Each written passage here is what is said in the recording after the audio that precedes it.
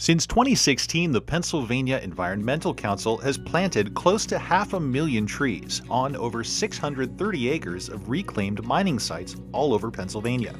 Restoring native forests pays dividends across the board, improving water quality, combating erosion, enhancing wildlife habitat, offsetting carbon emissions, and creating opportunities for outdoor recreation.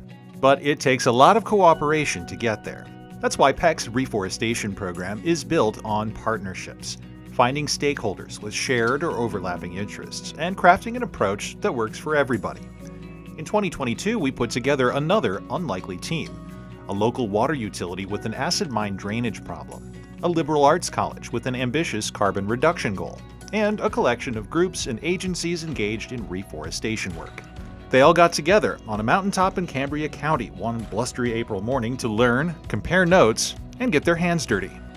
We are at the old Murph reclamation site on the former Cooney Brothers mining property. It is now the Altoona Water Authority. We officially purchased it in August of 2020. This land was important to us because we are stewards of our watershed. Kittanning Run has been on our radar for many years. It is the orange stream that many locals will know. Heavy in iron, very low in pH. We have aluminum and sulfur issues too, but mostly iron and acidity. The water is so acidic that we cannot take it into the reservoirs to use for our public water supply. Water is just running straight off the surface. It's running straight into the streams. It's not being filtered, it's not being cleaned. It's rushing a lot of nutrients down into the water.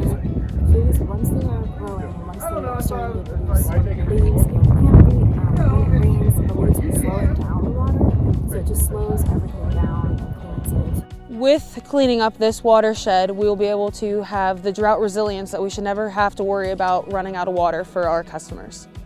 Bryn Mawr is an interested party because they are trying to become a carbon neutral school. We're really excited because we have a carbon neutrality goal at 2035 at Bryn Mawr College. And we've got a bunch of students out here who are planting trees. Forests sequester a lot of the world's carbon, and they have the ability to essentially offset some of what's being emitted. And if we're able to both offset the carbon here and reduce our emissions in the future, we're hoping to maybe not only be carbon neutral, but also carbon negative. We at the institution felt that not only were we getting some carbon neutrality or bank component for this, or carbon credit, but because it was mine reclamation inside Pennsylvania, it couldn't be a better use of the dollars. We're also very interested in educating the next generation of environmental stewards. So we're trying to really tie in as much as we can with sustainability into our curriculum.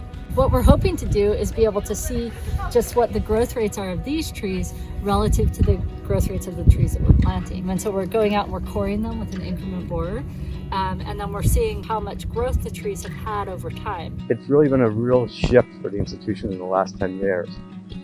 I think students almost expect it. They expect to see a sustainability component of what that institution is doing. I would say that's my primary reason for doing environmental science and conservation biology, right? Because you're seeing such rapid transformation of some of the most vulnerable ecosystems. There have been studies that show that kind of the traditional lecturing in a classroom, students sometimes like that more, sometimes, that you actually get a lot more out of your education when you're actively learning it. I think everyone's having fun and a big adventure today. It's really nice to get a break from classes and be able to spend time outside, and also to be able to kind of gain exposure to this, because I otherwise would not have had access at all to a past mining site. For a lot of them, I think it's their first exposure to a project like this.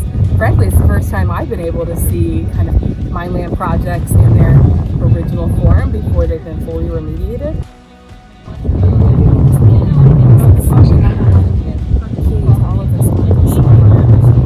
I showed up today, I drove out from Philadelphia, we started doing introductions, and I couldn't believe the number of organizations that were here with us. It just really is showing us what the partnerships can do to bring these projects to life. Most higher ed institutions have a goal. They've set one, they set it 10 to 15 years ago, and are trying to figure out how to get there. The opportunity to plant trees within your own state or on your own property, that's a pretty new idea. This is extremely new for us. We haven't done anything like this. We're kind of learning on the way. Hopefully in 10, 20, 30 years, this is an established forest with many naturally occurring species of trees, and wildlife can return here and flourish.